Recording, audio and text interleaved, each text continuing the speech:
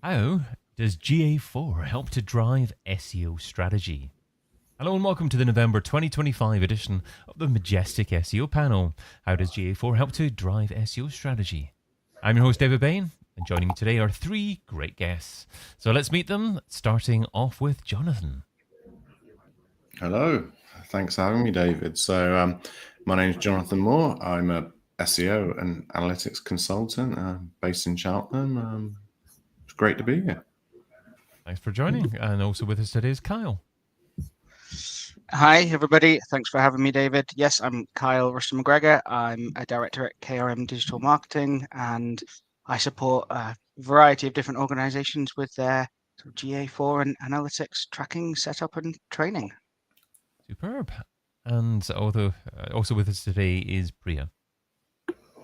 Hello everyone, I'm Priya Verma and I am a Senior Analytics Implementation Engineer here at Compare the Market, and I work with different teams to strategize their implementations and provide measurement solutions.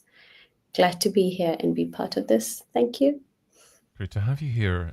So let's start off with Jonathan, and Jonathan will ask you the question, what are the ingredients of a good SEO strategy? Yeah, I thought I'd sort of try and frame the whole conversation with this one, because I think strategy is like quite a nebulous concept for like everyone. It can mean different things to different people. So I thought I'd help by trying to get the ball rolling by sort of asking question, well, what is a good strategy, or what are the components of a good strategy? So I tend to break this down, and I think in the context of this sort of conversation today, in terms of, I would consider it to be, you need a diagnostics to start. And then from that, there's going to be a guiding principle. And then there's sort of a coherent set of actions that follow for that. And I think, like, if you read like some of the strategy books, I think they call that a strategy kernel. But I think in the context of like what we're hopefully going to go on and talk about today, I think GA4 is like, I think particularly helpful in terms of like understanding that diagnostics. So I'd probably frame most of it in terms of the diagnostics, and once you get into the actions, it's I think a case of how you measure your progress, or measure progress towards the overarching target or goal. Great. So a diagnostics in terms of, I guess, determining where the issues lie and where the opportunities lie. Yeah, I would break it down into like a real super simple definition. Is sort of like, diagnostics is what happened, why did it happen, and what could or will happen if maybe we stay on the same trajectory. So I think then that helps sort of frame it in terms of like SEO. You come in, appreciate, like, might be listeners today that have you might be in an agency and you might be sort of looking at a site for the very first time. So you got to try and, like, again, figure out those three things there. Or it could be that you're working in-house like Priya, and you kind of know, you probably might already have a good idea of what those things are already. But I think knowing those three things help you ultimately figure out the actions, and the actions are kind of, what should we do and when should we do it? So you have to have that diagnostics in place before you decide like what actions to do, or try and solutionize like the strategy in the form of actions. So for me, GA4 forms really like typically the starting point of any SEO strategy, because it allows me to go into any site and figure out what happened and why did it happen. I think those are sort of the two main things the two main questions I look to answer when I'm like onboarding a new client or looking at the site for the first time. Those are sort of things, I'm trying to understand. And really, I think probably the other thing is get a perspective as well. I think perspective is really important in that conversation. When I mean perspective, it's how SEO, the relationship between SEO and maybe other marketing channels and the wider business, or even external factors as well. So those are sort of like, how I would frame a diagnostics phase of an SEO strategy. GA4 would naturally form a part of that. Kind of like the big assumption is that everyone's on GA4, right? Because you're in this, you're going along to this live stream. But other analytics systems do exist. But I think the main thing is there's typically some sort of diagnostics that allows you then to determine what actions to make and what order to do them. So, Jonathan, you started talking about what had happened, and assuming that there was a line drawn in between what happened and what was going to happen in the future.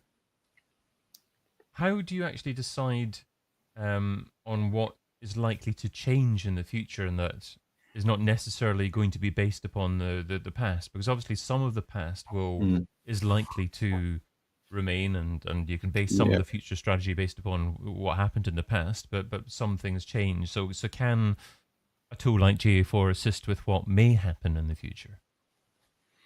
I would frame it in terms of internal and external factors. So internal factors are things that you control, right? So in terms of analyzing sort of what happened and why it happened, like these are things that you control. So in the future, if you're going to change, I don't know, let's say director of marketing says, we got budget now for paid social. You kind of know that that's an internal factor that you control.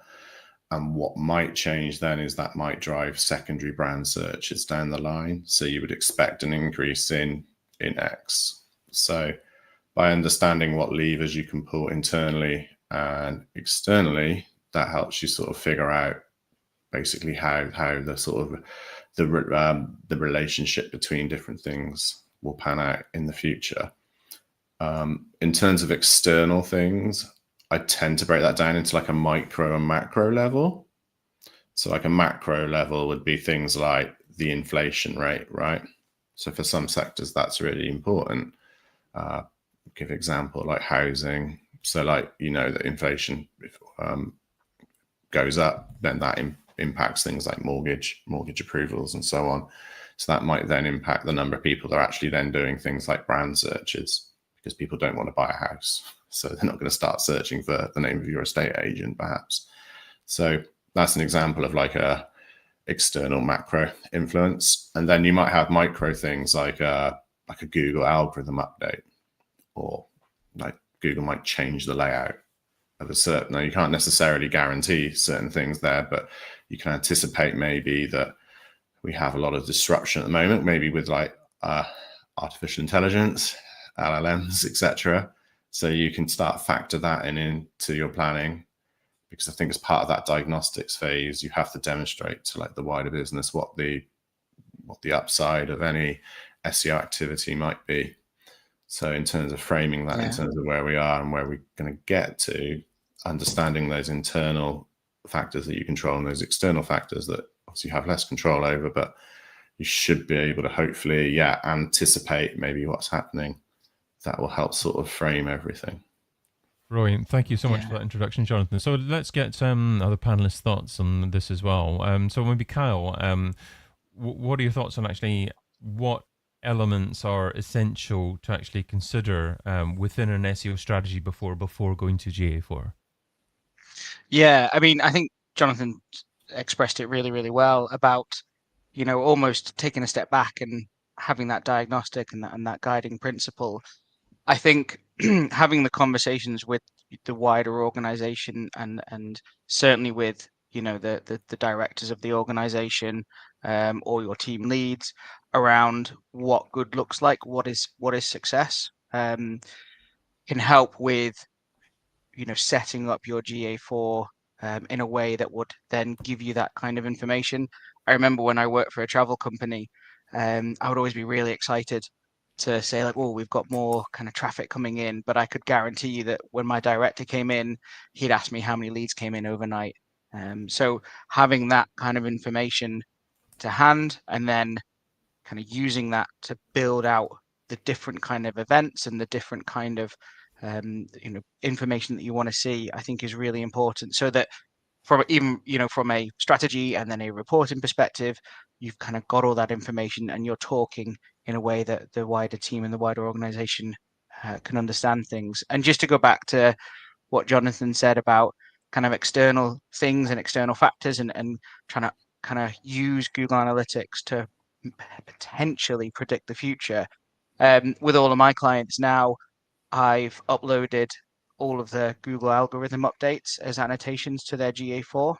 So, for example, we can see if a certain Google algorithm update has had an impact on the site, so that when we're talking about, well, what kind of SEO strategy, what should we focus on, we can potentially say, well, actually, when it comes to algorithm updates, particularly spam ones, for example, or helpful content ones, that's where there's been a hit, or that's where there's been a huge boost in traffic, and therefore that's the kind of areas that we should focus on. Just to kind of use that information to guide SEO strategy going forward. Priya, what would you add? I think most of the points are covered by Jonathan and Kyle.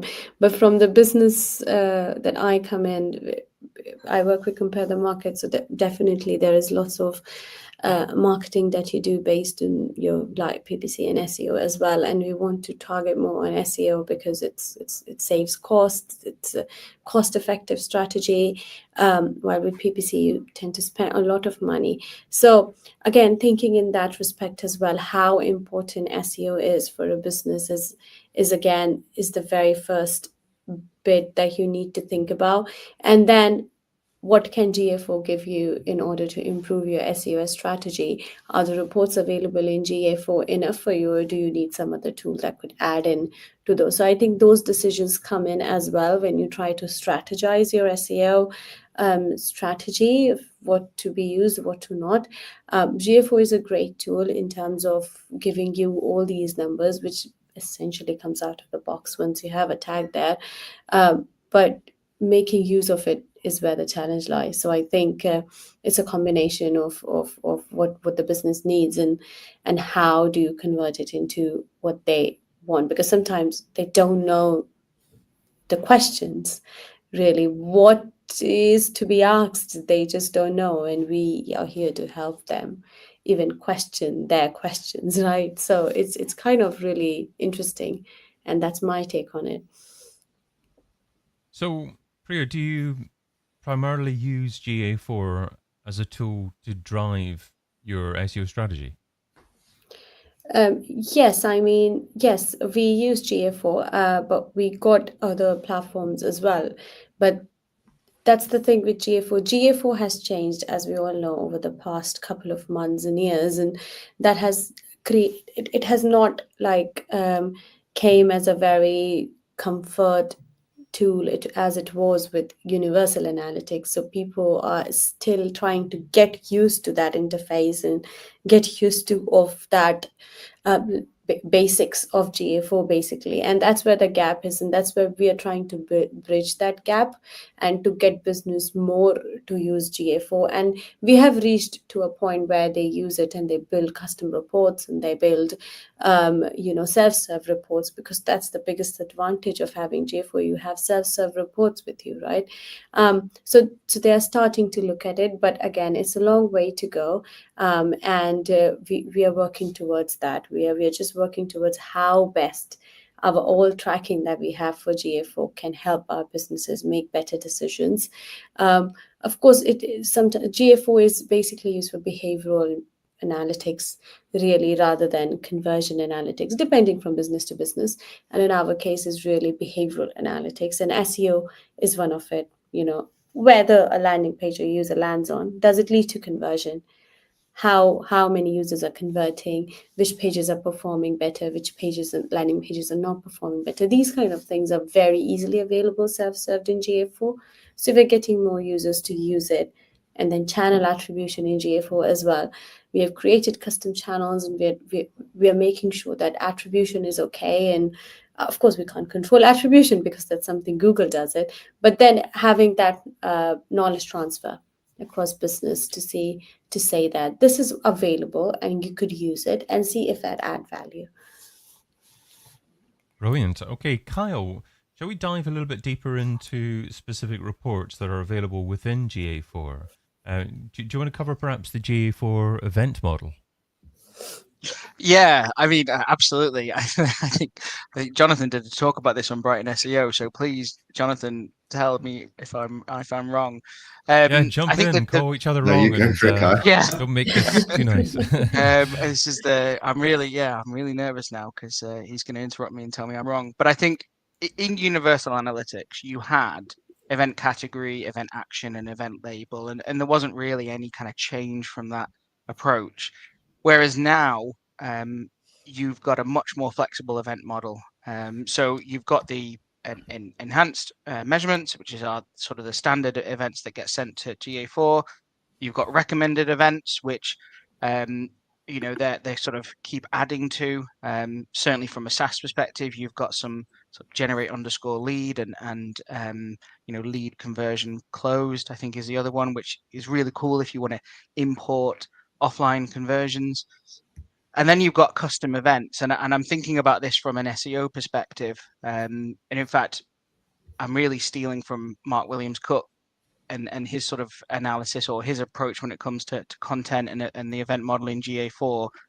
The event model gives you so much flexibility that if you want to track a specific aspect of your site or a specific aspect of a blog, you can either working with a developer or building out some events via a different kind of approach. And the example that Mark Williams Cook gave, which I thought was really cool, was that if you've got a blog and you want to know how well that blog has been received by users, get a simple like thumbs up and thumbs down at the bottom of the blog, and then send that information to GA4 so that you can then build a report that says, here's your blog, how many people liked it, how many people didn't like it, and then you can use that as to form the basis of kind of answering the question or asking the question, well, why didn't they like it? Why did they like it? And how can we learn from that?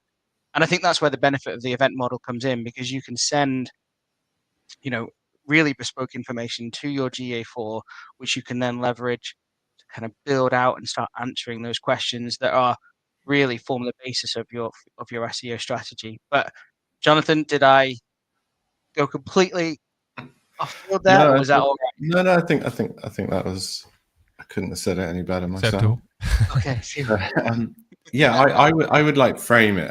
I'm slightly, maybe not slightly differently, but I think in like the broader the strategy context, right? A good strategy will then like be broken down into specific initiatives, and then within that initiative, you have like specific tactics that you're looking to execute, right? So for each tactic, you have a measure, right? Something you want to measure, and that's the indication of success. So where the event model comes in and what makes it so powerful is that you can create, fully customizable measures to give you an indication if that specific activity or tactic is working, right? So that allows you to get feedback into the system to know that it's going really well. So like your example there is like, how do we know our blog content's good? Or put a thumbs up at the bottom, set up a custom event and send off some nice cool parameters there to measure more context about what's happening. So I think the event model is like perfect for basically giving us the flexibility to add in these customizations to reports to give us a much better indication of success. And that gives us that much more, I guess it allows us to be much more agile and nimble in our approach, because we're getting feedback a lot quicker than maybe before. Or the downside of the old model, it was very, very rigid. So it was square pegs in round holes a lot of the time. So this approach just allows us to, capture more success. And maybe I would go back one step further, like even prior maybe to the diagnostics, is just to really spend a lot of time with the client or various stakeholders and just understanding like how they make money. So then understanding, that's kind of obvious, right? If you've got like a Shopify store, you want to sell stuff, but actually breaking that down into sort of each stage of, I'm going to say like the purchase decision journey, or each template, assigning an appropriate KPI or measure is a good way then to understand like if the behaviors you're working on, the actions are giving you the outcomes that you want, that's going to drive you forward to your target. Yeah, it's Priya, obvious. anything you'd add there? Oh, sorry, go on. Sorry. All I was going to say, David, was just to kind of echo what Jonathan said, was around like asking the questions about like how do you make money. It is obvious, but I think that's something SEOs and analytics people are guilty of, and I think that's probably, we don't ask that enough. And I think that's where we fall down in terms of building the strategy and then creating your data model and your reporting to fit that, is because we don't kind of ask those questions, and therefore what we kind of talk to the rest of the team or the directors about doesn't align with how they're making money, and that's why there's a real mismatch. But sorry, David, I really interrupted there. No problem at all. I just wanted to make sure that Priya didn't have anything to add there. No, I was actually going to add, but I don't think there is a raise hand. I can hear where I could raise my hand. Jump in and tell Yeah, everyone to be jump quiet. in, yeah. Just do So I that. just had to jump in really, and I was looking for a raise hand, but there was no. So yeah, I was just I very much second that thought and opinion, and that's what we as analytics engineers, because we're engineers here, we are very technically, implementing things. We are not told about those questions. So if you ask, okay, you are tracking this, what is your purpose, what do you want to do with this, and they say, yeah, we want to report on these numbers, we want to report on that numbers, but then what actually drive value through that tracking is something that always is a gap. So we whenever we strategize, because we provide solutions, we want to know the end result. Whenever we implement, we keep in mind how its report going to look like, how are you easily can you measure your metrics, and that's how we implement those things, for example Google Analytics. So it's very, very crucial. And if you have a full picture of what your organization or whatever clients you're working with, where their spend is, what is their priority, where are the things that they're looking at, you could actually hit the right nerve, rather than like just hitting in the black and giving them information that they might just not be interested in, right? So yeah, that's very crucial. So it certainly sounds like we can zero in and spend an hour on each different element of GA4, but we're trying to give give your listener a little flavor of how to use GA4 to actually power some of their SEO strategies. Maybe diving into one more specific element within GA4. Kyle, what from maybe the 6 or so different elements that you highlighted before, what would be another area that you'd really like to zero in on here? Yeah, I mean, I think one area that is vastly underutilized is the ability to create content groups. It's probably not the most interesting aspect of the 6 that I mentioned in the email, but I think content groups, going back, so content groups allow you to divide and put your content into different buckets, and it's a specific tool or asset of Google Analytics 4 that is part and parcel of the offer that Google Analytics 4 has. And I think it's a really nice way to put your different pages into different buckets, and then use that information, use the sort of different engagement metrics to kind of understand which aspects of your site are really resonating with your users and which aren't. And kind of going on from that whole thumbs up and thumbs down approach, one thing I've implemented it's actually on my website, is content groups specific to the type of blog. So I'm building out, my aim is to keep building out new blogs whenever I find the time, and they're all tagged with like Google Analytics 4 or Looker Studio or Tag Manager.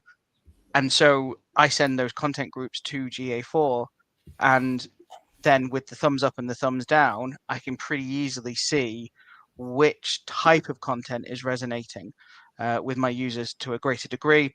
And then in terms of SEO strategy, I think that's really useful, because it might tell us a little bit about what Google is actually seeing on our site and which kind of areas Google thinks we have more authority on. And it also will tell us, from a trend perspective, and also from a quantitative perspective, which aspects of content are resonating, and therefore what should we focus on and what should we spend less time on, that kind of thing. So yeah, content groups underutilized, but I think they should be part and parcel of every GA4 setup. And how does this link to setting up and managing an SEO strategy, Kyle? I think it links because when we're talking about an SEO strategy, we think about like keywords and clustering and all that kind of stuff. And I think if we can take that information around keyword clustering and or pillars and clusters, and then use that information and apply that into GA4, then we've got our keywords that with information maybe from different SEO tools like SEMrush or Ahrefs, and then actually we're applying that into GA4, so we can say actually for maybe our SaaS business, this is an area we need to focus on, but actually our users, the content that we want to, the content that's on the site already, this particular aspect really resonates. Therefore, let's go back to square one and do some keyword research around that particular topic to then build content, more content into that area. Jonathan, what would you like to add here?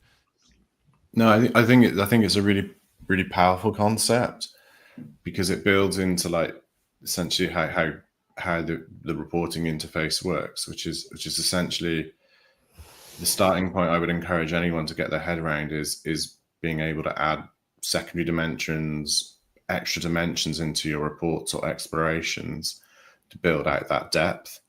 So what Kyle just talked about is how one of those extra dimensions can be like a content grouping, but you can scale that concept. So once you have a content grouping set up, you can create maybe like a content type, right?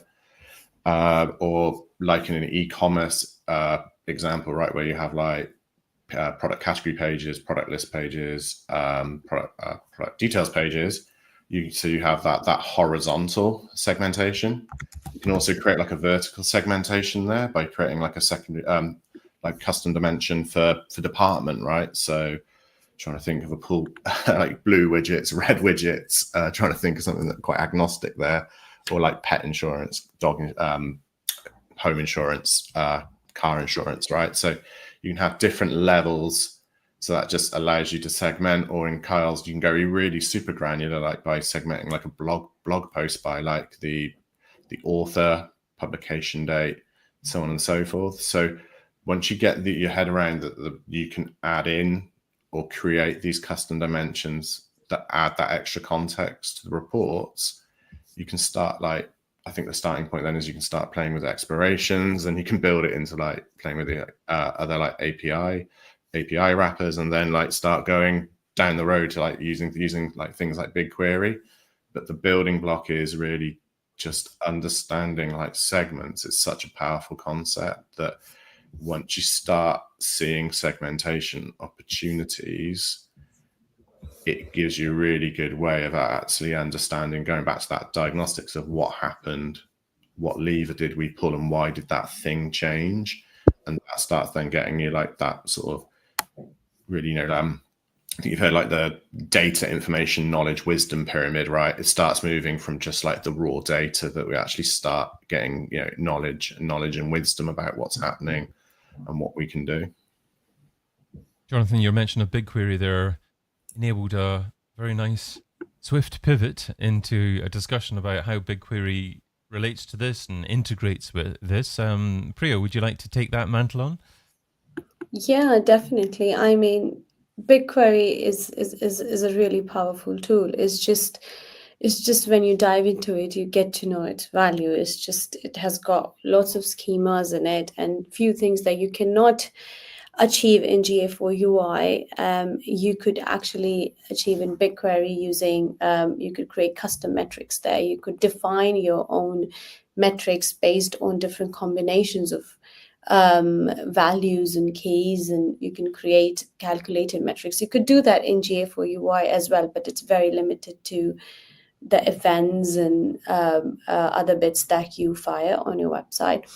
BigQuery provides you very unmodeled data. So if you're playing around consent mode and your analytics is only being captured for consented users, there is a bit of disadvantage in that because you can't really calculate sessions or users in BigQuery because they don't have an associated ID. So that's a downfall, but it's for your business to take that into consideration and say, okay, fine, we don't get to have that, but we still have the raw level data. So could we still get to see the flow in BigQuery, and could because BigQuery is a place where you could insert data from all different sources, right? You have your Google Search Console data connected to GA4 that could go in BigQuery as well, and it could be connected to your already available behavioral data set of how your landing pages are performing, content groups. Very well said by Kyle. Everything is there in BigQuery in a proper systematic schema way. It's not linear, but you have to make it linear once you kind of start using it there. The biggest advantage of BigQuery, as I see, is there it's not very fixed like as Explore, that you pull in dimensions and metric and just you create your reports. That's very good if you want to get a high level numbers, but if you want to do a little bit deeper diver into why that number is, where is it lagging, what the issue is, that's where BigQuery comes into picture.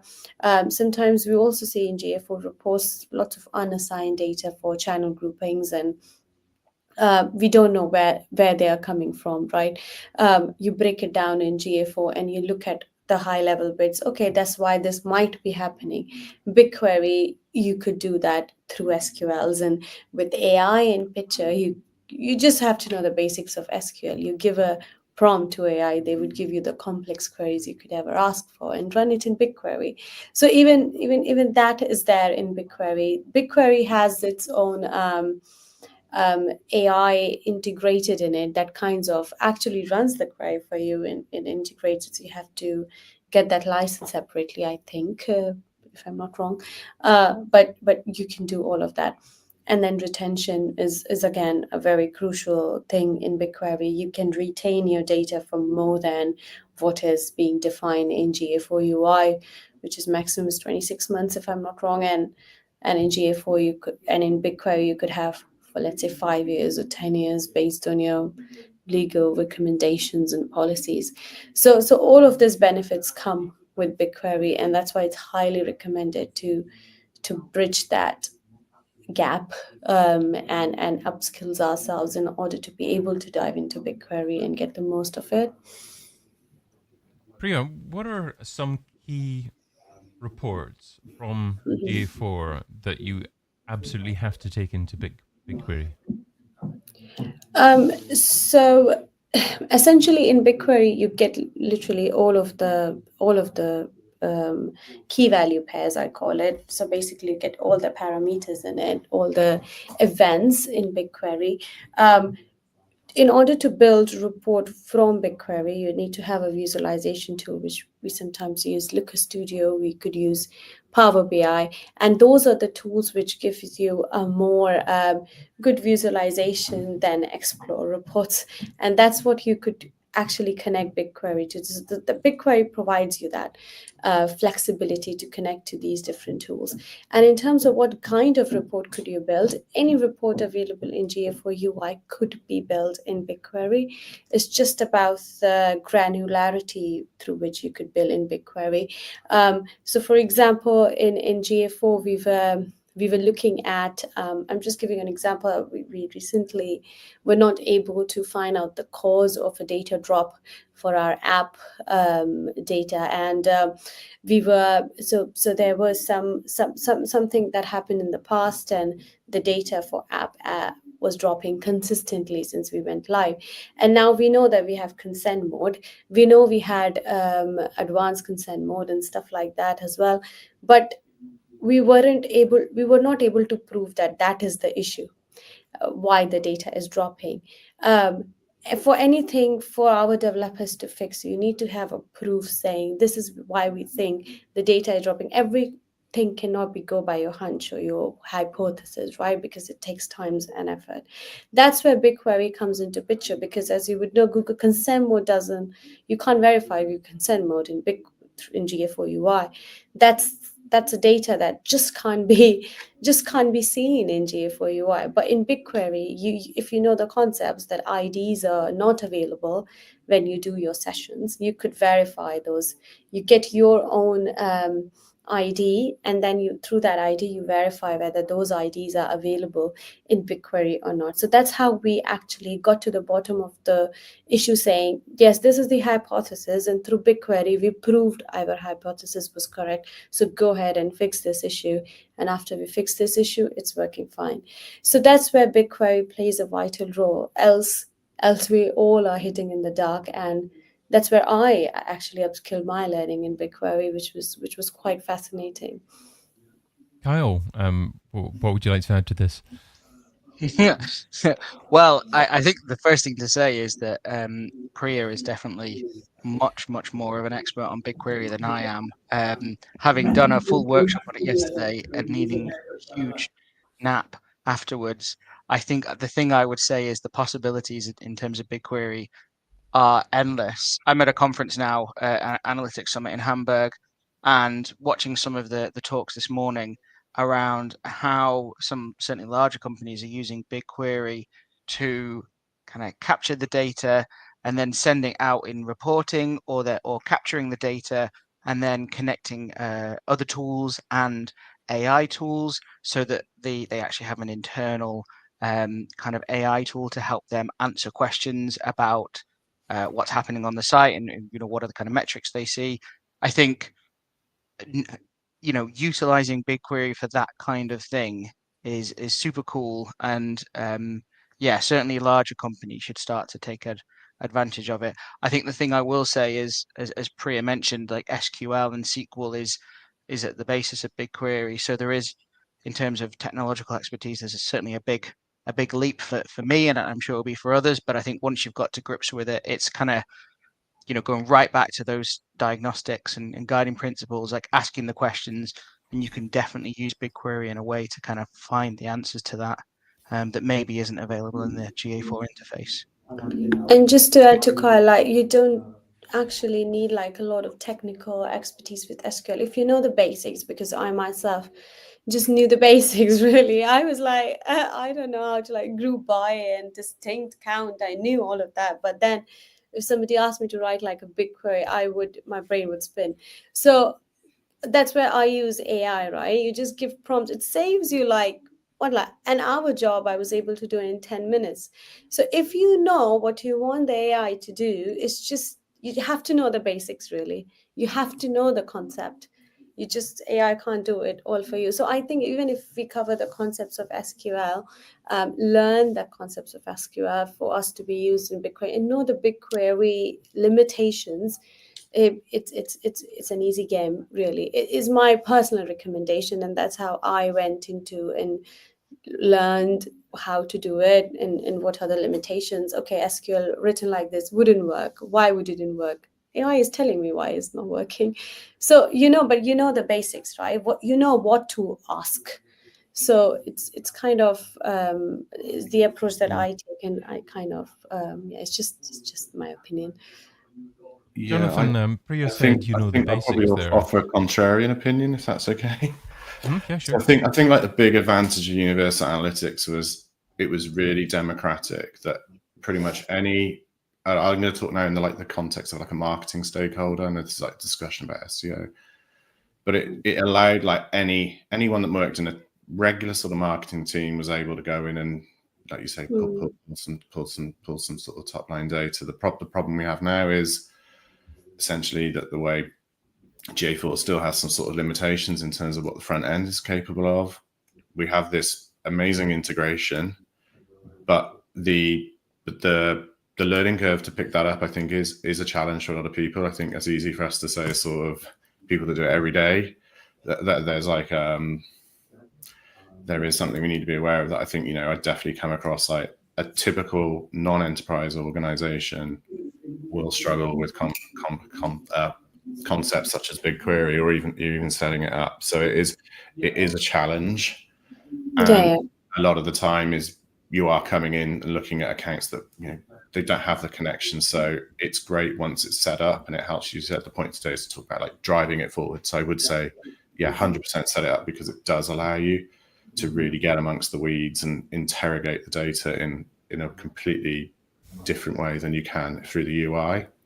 I think it's a good alternative is some of the API wrappers are pretty good at getting like the information out that you need. I think the problem was, this is like a classic challenge, was when you start working with data, it's sort of like you can only export X amount of rows from the UI, and then you can get more from like the API, because that can use batch reporting, and then BigQuery, you can get absolutely millions of rows out. So it depends on sort of like where you are in terms of your analytics journey. But I think at some point people will start, like, you'll naturally start running into problems with like things crashing, and then you'll start I think like exploring other things. And I say like API wrappers are a good way to get going there. I do a lot of analysis like in Pandas. That's a Python library for data analysis. That's pretty good at going back outside the 26-month look back window. You can get you can batch pretty much all the data you need, I find, for again, what I would consider like the SEO discovery out using the APIs. So BigQuery isn't necessarily a prerequisite. So I would sort of look at other things before maybe dipping your toe into that. But sort of Priya touched upon it is getting a lot easier now with LLMs. So we shall see how the market continues, I think, to develop in like the next 12 months on that one. So this discussion seems to have been a whistle-stop tour for technical SEOs and what they should be aware of within GA4 to help to power their SEO strategy. What about, though, from a more holistic, training perspective within a larger organization? What reports should be provided from within GA4 to the wider marketing function to assist with the overall direction / strategy of the wider marketing function? Jonathan, would you like to start off with that one? Yeah, I think you would do some sort of requirements gathering exercise with different stakeholders. So I'm not going to try and like lead with you should have this report set up, but I would definitely get the requirements gathered in terms of what you should be tracking. So going back to that, how do we make money, or having an appropriate measure for each initiative or tactic or thing that you're working on. That would be a logical way then to sort of evidence that the work that you're doing is actually driving value, driving change. So I would tend to do it that way. I can give you some dimension. I can give you a load of dimensions or things that I typically pull as like standard. But I would probably let the others speak before like we go into like the weeds again. Just Kyle, you look as if you want to add something there. Yeah, I mean, I think 2 or 3 years ago, one of the most common questions I had in training that I did was, where can I find the reports I used to get in Universal Analytics? Where are they in GA4? And so those are, some of the standard reports that I tend to point to are like traffic acquisition report in the report section, which is your session-based kind of very similar to Universal Analytics report. Other things like the pages and screens or the landing page report. If you've connected to Search Console, there's the opportunity to kind of see a Search Console report there. And then, you've got your device category, you've got your kind of demographic data also in those reports. So those are the ones that I tend, when I'm doing training, those are the ones I tend to show, and those are the ones that I think most people ask about. But Jonathan's right.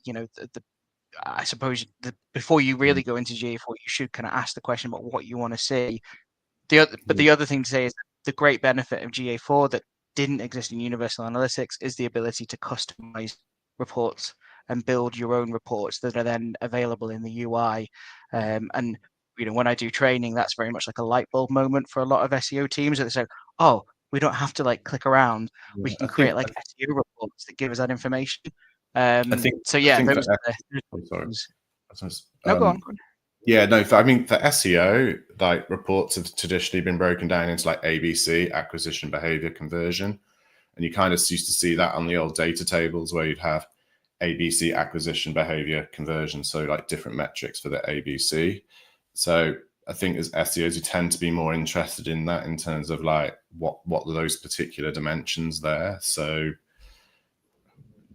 historically, that used to be things like landing page, right, which wasn't always available in GA4 as a standard report. So I would tend to be looking at landing page, channel, source medium pair, and device. Those are like, and date. Those are like my 5 go-to dimensions of building a report. And you can pretty much then start getting things out if you start plotting things like session or transactions and revenue. If you get those sort of, I think there's like 7 things there. If you put them into a report, you will get a pretty powerful diagnostics of where your traffic's coming from, what page is it landing on, and is it converting. So it's a simple framework there for just building it out. Priya, what are the key elements, Priya, that you would include in a GA4 training session for non-technical marketing pros? Yeah, actually, I'm working on it at the moment, really, because the challenge which is there with marketing folks or folks from, let's say, other teams is like the basics of what's GA4 does and what's this event and parameters and stuff like that. What does it mean? So I'm starting from really basics and trying to tell them that this is what we are capturing, and this is where you would see the reports, like very basic reports, pages reports. I wouldn't dive into channels yet because I'm trying to get the basics first, and then I'm getting into a mediocre level where I try to explain the channels and acquisitions and those bits of things, and then I'm driving into explore reports to tell them this is what you could pull in and this is what the report's going to look like. And the major thing that I always tell whenever I build some reports ad hoc basis or something, people come to me and I'm looking at landing pages report and I'm breaking it down with page name and page title, and I'm looking at view metric. It doesn't make sense. It's just not coming in. And I say, because the scoping is different all across. Landing pages, your session scope, you're looking at a metric which is event scope, and you're breaking it with a dimension which is event scope. Keep your scoping consistent, and sometimes when other teams look at the GA documentation around, they don't find these informations very easily because again, you have to know the basics to be able to dive into these concepts. So that's where I generally focus, because they tend to bring all the dimensions in, break it down with literally everything and get nothing. Why? Because the scoping is different. Landing pages for SEO, you could view it, but that landing page could tell you n numbers of pages that a user visited eventually. So if you know that concept, you would be able to interpret the report, right? So that's how I take my approach, and I try to make sure that I give those tips and tricks and things to keep in mind before I dive into any of these training sessions, and basically clarify very basic questions asked from them, because I always say no question is a bad question. It's just a matter of, if you understand that, that's okay. And that's what I've been working as well with different teams in the company. We'll see how it goes. Well, I think it's been a wonderful discussion today, and I felt that, even though we've covered many topics, that we've only scratched the surface of so many topics, and we haven't even got into others that we actually intended to talk about as well. So ideally we could encourage and hope that our panelists may come back for a part 2 at some point in the future. We'll see. But in the meantime, let's not take any more of their time today, and just finish up by saying, Jonathan, thanks so much for taking part. Where can the listener find out more about you? LinkedIn's the best place to find out about me. So pretty sure if you do a search for Jonathan Moore, you'll find me on LinkedIn. Superb. Thank you, Jonathan. And Kyle, where can people find out more about you? Yeah, I'm on LinkedIn too, so Kyle Rushton McGregor, and then my website is krmdigital.uk, so you can see that content grouping I've built that we spoke about before. Lovely. Thank you, Kyle. And Priya, where can people find out more about you? Definitely LinkedIn. That's the place I always be in. So just send me a connection request for Priya Verma, and you could find me there. Happy to connect. I've been your host, David Bain, and you've been listening to the Majestic SEO panel. If you want to join us live next time, sign up at majestic.com/webinars. And of course, check out SEOin2025.com as well. Bye-bye for now. Bye.